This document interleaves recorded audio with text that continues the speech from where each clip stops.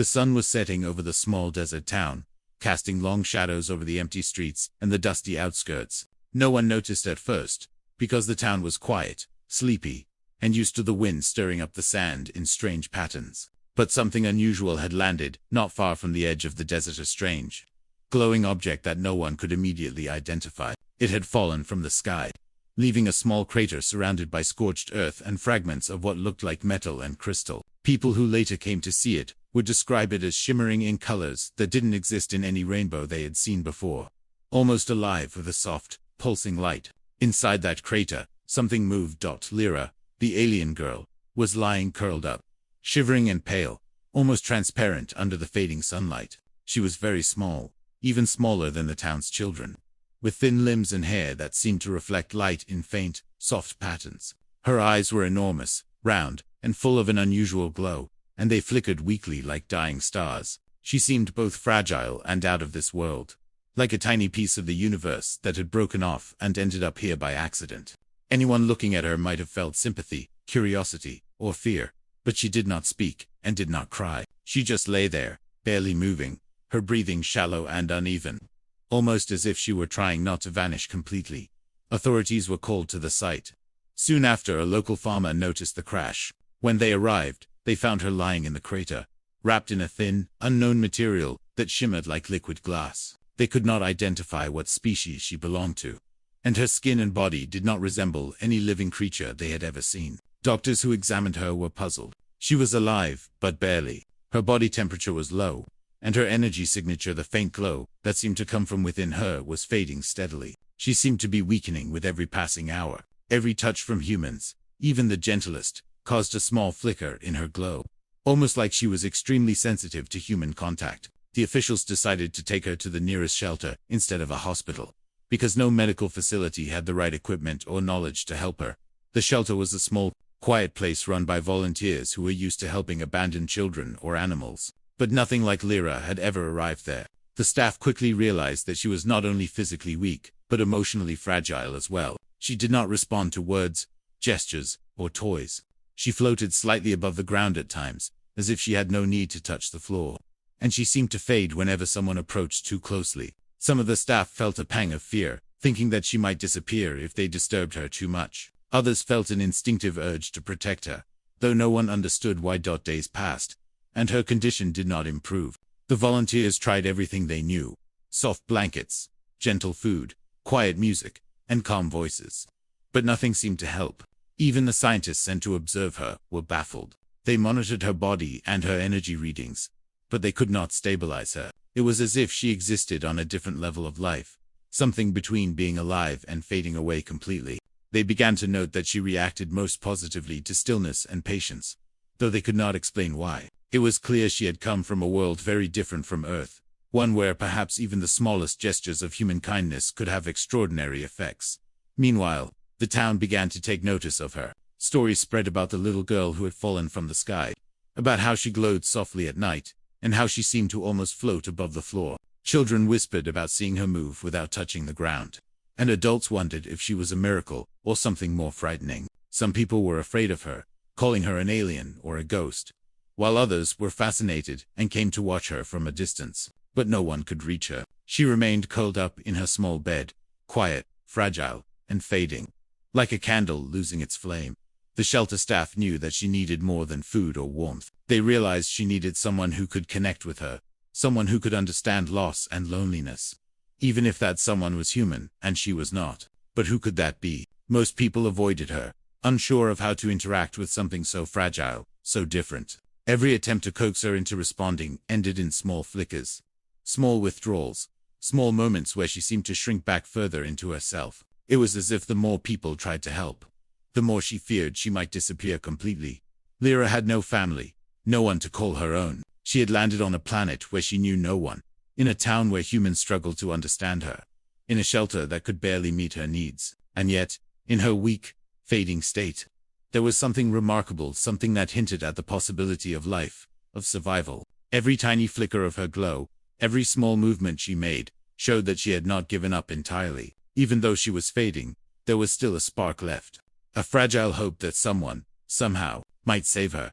It was clear to everyone around her that this was no ordinary child, and no ordinary rescue would work. She was more than a patient or an alien or an unknown species. She was a life on the edge, fragile and luminous, waiting for someone to see her not as a problem or an experiment, but as someone who could feel, who could be loved, who could live. And so, the stage was set for the one person who would come into her life, the one person who could begin to turn her fading existence into something real, something steady, something lasting. Until then, Lyra remained curled up in the small, quiet shelter, her glow faint against the darkness, a reminder of how fragile life could be, and how much courage it could take to simply survive when the world around you was strange and frightening. Every day she continued to breathe, every day she continued to flicker, was a day closer to finding someone who could understand her, someone who could help her stop fading away. And in that quiet desert town, under the endless sky, she waited. Edward Hale had always lived a quiet life. His house was small, filled with memories of a family he had once had, but which time had slowly taken away. His wife had passed many years ago, leaving him with silence and the ticking of an old clock that seemed to echo through the empty rooms. He spent his days tending to his small garden, reading books, and sometimes volunteering at the local shelter. It was not a busy life, but it was comfortable, familiar, and predictable. Yet, even in that comfort, Edward felt a loneliness that he could not shake. He missed connection, the laughter and chatter of someone who needed him, someone who depended on him. One afternoon, as the sun dipped low and cast long shadows through the shelter windows, Edward arrived for his usual volunteer shift. He was greeted by the soft hum of the building, the distant murmur of children in the play area, and the occasional shuffle of staff moving from room to room. That day, however, there was something different. The shelter manager, a young woman named Clara, pulled him aside with a look that mixed concern and hope. She led him quietly down a narrow corridor to a small, softly lit room at the back of the building. Inside, Edward saw her for the first time, the little alien girl they called Lyra. She lay on a thin bed, curled tightly, her luminous skin dimmed to a faint glow, her eyes flickering with fragile light. She looked smaller than he expected, even more delicate than the rumors had described. Edward felt a strange pull in his chest, a sudden understanding that this child, though not human, was as vulnerable as any human child could be. He knelt slowly beside her bed, careful not to startle her, and spoke softly. His voice was gentle, low, and calm, the kind of voice he had used for his wife in the quiet hours of the night when she had been ill. He said her name aloud, Lyra, and waited.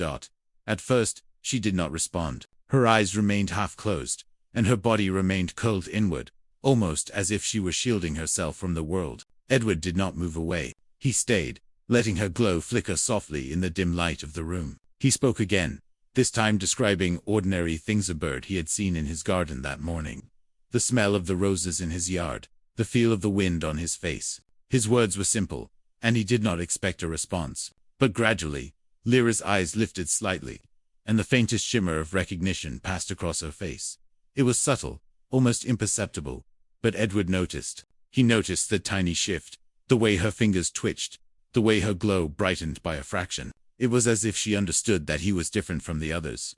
The shelter staff had tried to comfort her, to care for her with food, blankets, and gentle voices, but she had only flickered and faded in response. With Edward, however, something changed. She seemed to respond to the calmness he offered, the quiet confidence that he would not frighten her or overwhelm her. Over the next several days, Edward returned to the shelter every afternoon, sitting beside Lyra's bed, talking, reading, humming soft tunes, or simply being there. He learned to watch her carefully, noticing how she reacted to different sounds, movements, and touches. When he reached out his hand slowly, she sometimes lifted hers to meet it, her glow strengthening just slightly. It was not much, but it was progress, a small sign that she was not fading as fast.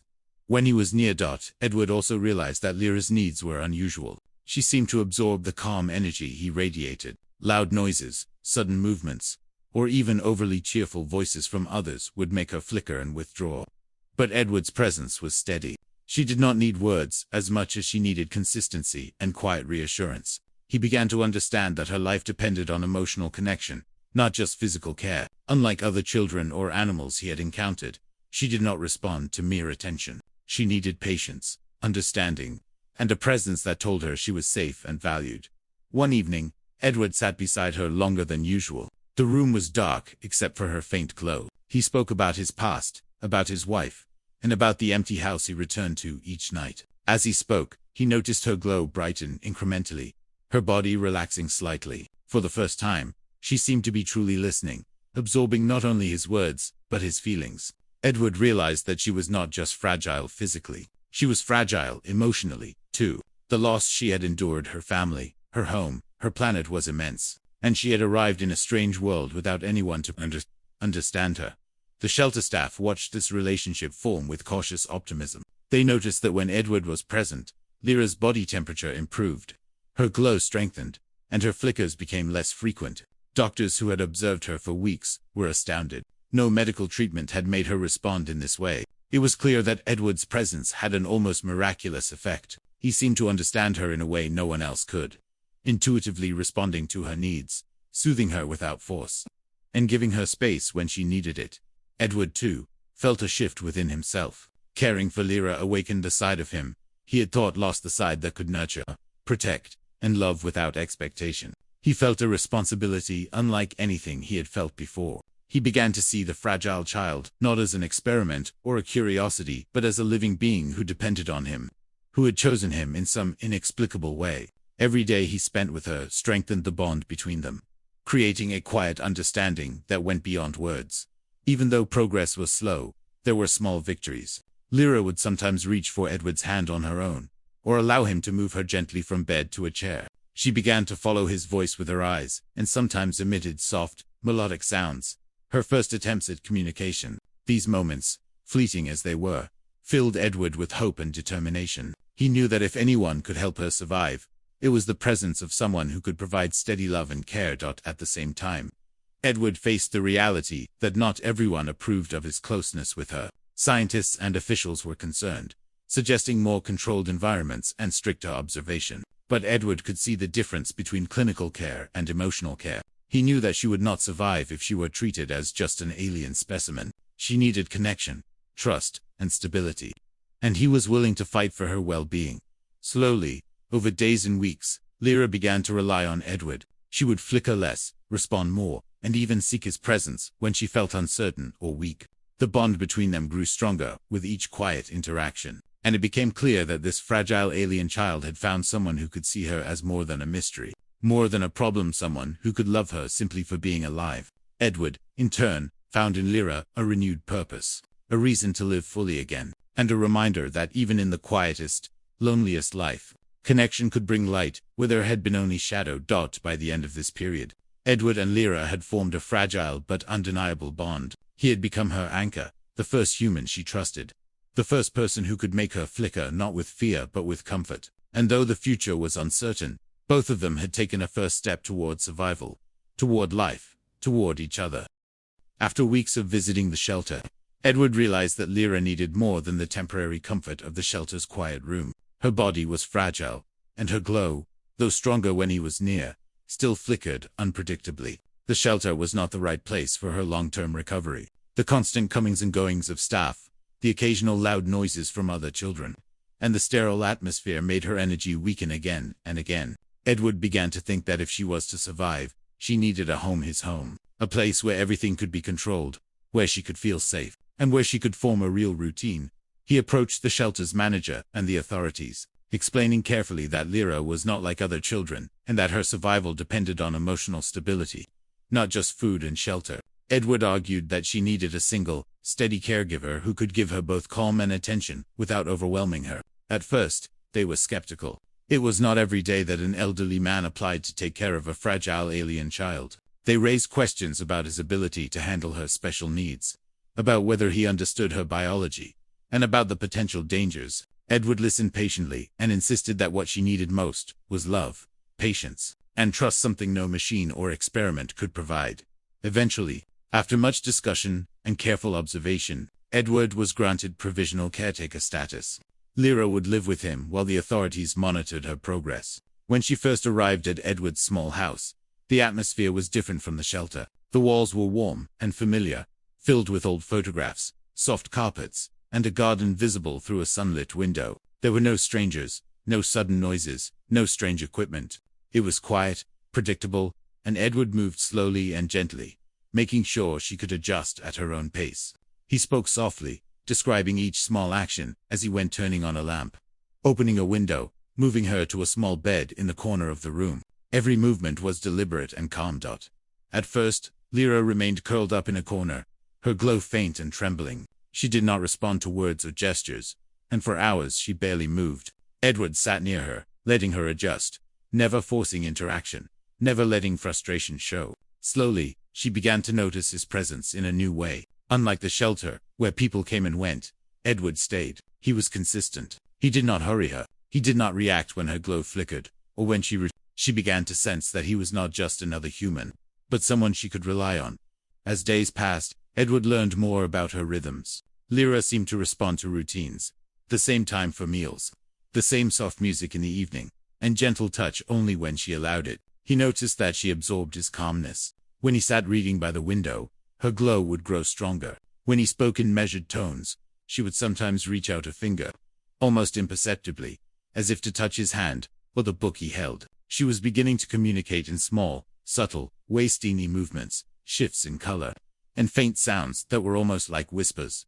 Edward also began to discover something extraordinary about her biology. Lyra did not survive in the same way humans did. Her body seemed to depend on the emotional energy around her. Too much fear or excitement made her flicker dangerously, while calm, consistent attention made her glow strengthen. She could not eat in the usual sense, but she responded to warmth and presence. He realized that her needs were not merely physical, they were deeply emotional. Her survival was intertwined with trust, attachment, and security. Edward adapted his life around her, making sure every day was predictable, every moment safe, every interaction gentle. There were setbacks. Some days, Lyra would retract completely, curling into herself and fading almost entirely. Edward learned to be patient, to wait through the hours of quiet, sometimes speaking softly, sometimes just sitting nearby without moving. On other days, she would take tentative steps toward him, following the sound of his voice, allowing a hand to rest lightly on his arm, and even letting him hold her briefly. Each small action was a triumph, a sign that she was slowly building confidence in him. And in the world around her, Edward also experimented with ways to help her express herself. He placed colored fabrics on the floor, soft textures on the bed, and musical instruments that made quiet, gentle sounds. Lyra would sometimes interact with these items, touching the soft cloths, letting her fingers brush against the strings of a small harp, or pressing lightly on a piano key. Each time she did, her glow would stabilize, as if the simple act of exploring the environment on her own terms strengthened her life force. Edward learned to watch closely for these signs, understanding that progress was measured in small gestures, rather than large movements or words. As their bond deepened, Edward realized that Lyra was grieving. She had lost everything, her family, her planet, and her entire species. Her body and her glow reflected that grief, flickering with each memory, retreating with each reminder of what she had lost. Edward could not bring her family back, nor could he recreate her home planet, but he could offer her something equally valuable: unwavering presence, steady love, and a sense of security. By staying close, by understanding her rhythms, by never forcing interaction, he became her anchor in an unfamiliar world. Over time, Lyra's confidence grew. She began to mimic Edward's expressions, copying a smile, tilting her head in curiosity, or responding with faint laughter when he made gentle jokes. She started to explore the house in small, careful steps, touching objects and learning their textures. Her glow brightened steadily, and the flickering that had terrified the shelter staff diminished significantly. Edward felt a deep satisfaction and relief, realizing that his presence was truly helping her recover. She was beginning to thrive in a way that had seemed impossible. Just weeks before, Edward also learned about her unique ways of communicating. She would respond to his emotions, matching the calmness, excitement, or sorrow he expressed. She was highly sensitive to his moods, and he had to remain patient and self-aware to avoid overwhelming her. This made the bond between them even stronger. Her survival depended on him, and his focus depended on her well-being. It was a delicate balance, one that required constant attention and love, but it also created a profound connection neither had experienced before. In those weeks, Edward realized something remarkable. Lyra was no longer fading. She was stable, alive in a way she had never been since arriving on Earth.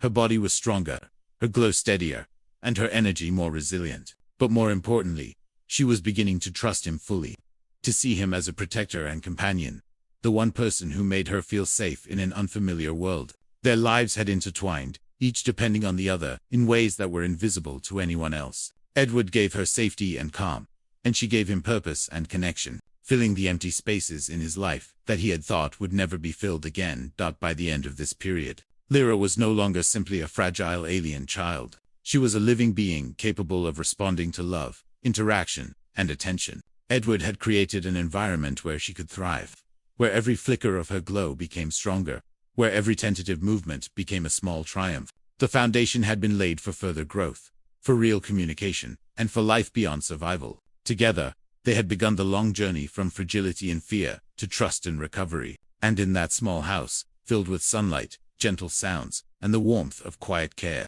Lyra finally began to feel that she was no longer alone. By now, Lyra had begun to truly flourish in Edward's care. She moved through the house with cautious curiosity, no longer curling into herself at every sound or shadow. Her glow was steady, faintly brighter than before, and her body seemed stronger. She was learning to trust him completely, understanding that he would not force her, would not frighten her, and would always be present when she needed comfort. She began to explore the small garden, lifting her hands to the sunlight and feeling the wind brush past her glowing hair. Even the smallest interactions, touching a flower, watching a bird, or feeling the grass under her tiny feet, seemed to recharge her energy. Edward watched quietly, noticing each small sign of her growth, recording details without disturbing her. Lyra also started responding to sounds and voices with more confidence. She would follow Edward's instructions softly, mimicking his words and gestures in her own way. She discovered the joy of movement, walking short distances, climbing a few steps, and even hopping over small obstacles in the garden. These actions, though simple, were monumental milestones for her. They showed that she was no longer merely surviving but beginning to live. Edward encouraged her gently, never pushing too far, always allowing her to decide how far she could go each day. Their bond deepened further as he celebrated each success quietly, speaking words of pride and comfort in a tone that reassured her. But their peaceful routine did not go unnoticed. Scientists who had been observing her at the shelter, as well as government officials, began to request updates. They were intrigued by her rapid recovery, fascinated by how she had responded to Edward's care in ways no one expected. They suggested controlled tests, measurements, and experiments, insisting that she could provide invaluable information about her species. Edward understood their curiosity, but he also knew that such interventions could harm her. Every time someone else approached her, Lyra's glow flickered nervously, and her energy weakened. It was clear that removing her from the safety of his home, even briefly, could set her back dramatically. Edward began to struggle with this reality. He wanted to protect her, but he could not ignore the outside world. Officials scheduled visits, scientists insisted on observing her in their labs, and people began to treat her less as a child in need of care, and more as a specimen to be studied. Each new plan for testing or relocation filled Edward with anxiety. He could see the fear in Lyra's eyes.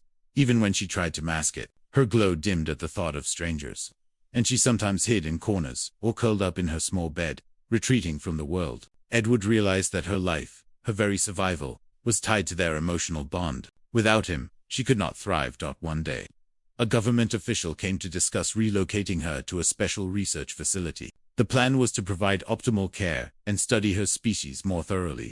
Edward listened politely, but inside, he felt a rising panic. He knew that the move could undo everything they had achieved together. Lyra, sensing the tension and change in routine, began to flicker more than usual. Her glow weakened slightly, and she hesitated to move from the corner of the room where she felt safe. Edward realized then that she could not survive in an environment where she felt fear or uncertainty. Her recovery depended entirely on trust, consistency, and calm presence. He made it clear, in gentle but firm words, that she would not leave his home without her consent. Edward also began to notice subtle ways in which Lyra communicated her needs. She would emit soft vibrations or shift her glow when she felt fear, discomfort, or joy. These signals became their secret language, a system he learned to understand deeply. He could read her mood from the color and intensity of her glow, the slight movement of her fingers, or the way she positioned her body. By responding appropriately, he helped her stabilize. For example, if she flickered with worry, he would lower his voice, offer his hand gently, and sit with her quietly until she felt safe again.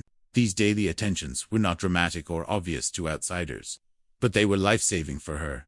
Over time, Lyra began to express more complex emotions. She showed curiosity, excitement, and even subtle forms of play. She would hide behind furniture and peek at Edward with glowing eyes, or mimic his actions in the garden. Occasionally, she would emit soft, melodic sounds, her first attempts at speech. These small gestures filled Edward with hope and pride. He knew that each day of growth, no matter how small, was proof that their bond was working, and that she was finally beginning to experience life rather than just survive it.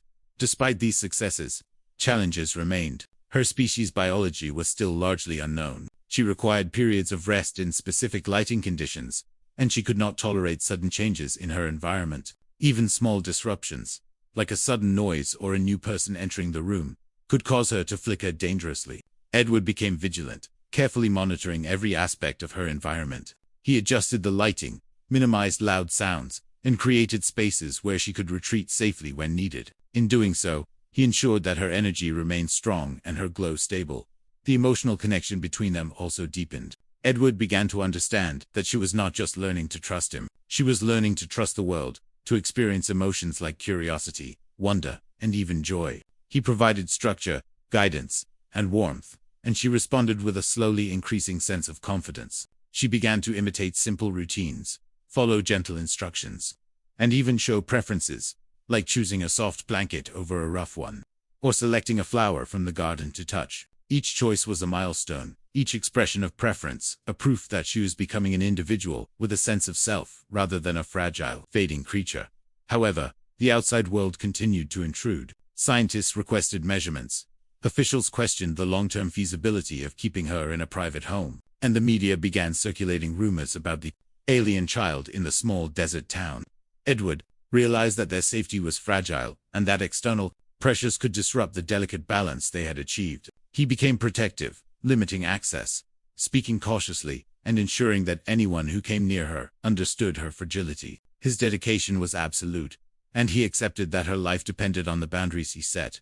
One day, as he was tending the small garden, while Lyra watched, Edward noticed that her glow was brighter than it had ever been. She moved confidently among the plants, touching leaves and flowers without hesitation. She emitted soft, musical tones that filled the air with warmth. For the first time, she seemed not merely stable but alive in a fully real way. Edward realized that this was the result of their bond, the steady, patient care, the trust they had built, and the emotional connection that had become her life source. It was fragile still, but it was real. The progress also revealed a challenge.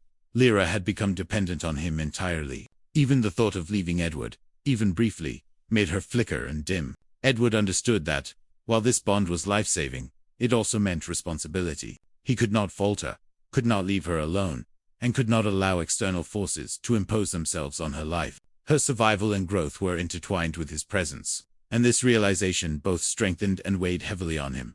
As weeks turned into months, Lyra continued to grow stronger and more expressive. She began exploring the world around Edward's home, interacting with the garden, observing birds, and even responding to soft music with subtle movements. Her glow was stable, her body stronger, and her curiosity awakening. The bond they shared was now undeniable. He was her protector, her family, and her anchor in a world that was still strange and unfamiliar. Edward, in turn, had discovered a purpose and a connection that had been missing from his life since his wife passed away. Together, they had created a small universe in which trust, patience, and love allowed her to thrive despite the odds. The weeks following Lyra's growing stability were some of the most intense in Edward's life. While she had flourished under his care, the outside world had not forgotten about her. Scientists continued to push for controlled studies, and government officials kept pressuring Edward to consider relocating her to a research facility. They argued that Lyra's species was unique, that her physiology and abilities could offer humanity important knowledge. They insisted that such studies were in her best interest. Edward, however, understood the truth. Lyra's survival was tied to trust, love, and stability, not tests, experiments, or unfamiliar faces. Each time someone else approached her, even with good intentions, she flickered and dimmed. The more they pressed, the more Edward realized that they risked undoing everything he had built with her. Edward knew he had to act decisively. He began preparing arguments to present to the authorities. He documented every small progress she had made. The way her glow strengthened in his presence, the subtle movements she made when she felt safe, her first attempts at sound and interaction. He described how removing her from the home environment could cause regression, even endangering her life. He explained that she had learned to thrive only through emotional connection, not medical intervention. and that the bond they shared was critical to her survival. Edward spoke from experience, not just observation. He had seen the difference between her fading at the shelter and her steady glow at home. No data could replace the connection he had with her. Lyra, meanwhile, sensed the tension in Edward's moods. She noticed when he spoke to officials or scientists, the furrow of his brow, the seriousness in his voice. Her glow dimmed slightly, as if she understood that these interactions were important. Sometimes she approached him, resting her small hand on his arm, and he would bend down to reassure her quietly. She learned to communicate through these small gestures, showing him when she was scared, when she needed comfort, or when she needed him to intervene. It was as if she knew the stakes were higher than ever, and she depended on him to protect her. The day of the official review arrived. Edward walked into the meeting with documents, notes, and a calm determination. The room was filled with officials, scientists, and legal representatives. They began by questioning him, asking how he could provide proper care for a being they had never seen before. They challenged his age, his experience, and even the validity of emotional care over scientific observation. Edward listened patiently and responded with quiet confidence. He described Lyra's needs, the progress she had made, and the regression she experienced when others approached. He explained that her survival depended entirely on the trust and bond she had developed with him. His arguments were not filled with scientific jargon, but with careful observation, detailed examples, and clear evidence of her dependence on him. Then he requested to present Lyra herself. The officials were hesitant, but Edward insisted that they see her in her safe environment, with him present. When she entered the room, walking slowly and glowing softly, it was immediately clear how different she was from the frightened, fading child who had arrived months before. She approached Edward with small steps, her glow steady and bright, and rested her hand lightly on his. The room went quiet. Everyone could see that she trusted him, that she depended on him, and that removing her from his care could risk her very life. Her presence spoke more powerfully than any report or diagram could. Edward continued to speak, explaining how they had built routines together, how Lyra responded to consistency, calm, and emotional connection, and how any disruption could cause her energy to falter. He emphasized that her species was unknown, her biology unique, and her survival delicate. He argued that while scientific study could be valuable, it must not come at the cost of her life. The officials were forced to acknowledge what they were seeing. Lyra was thriving under Edward's care, and no other approach had yielded similar results. After hours of discussion, consideration, and debate, the decision was made. Edward was granted permanent guardianship of Lyra. Authorities agreed that removing her from his care could endanger her life, and that her recovery had been possible only because of the emotional bond between them. There were strict conditions. They would monitor her periodically, but Edward was her official guardian, and no one could relocate her without his approval. Lyra, sensing the outcome, rested against Edward's side, her glow brightening with relief and trust. She understood, in her own way, that her place was here, with him, where she was safe and loved.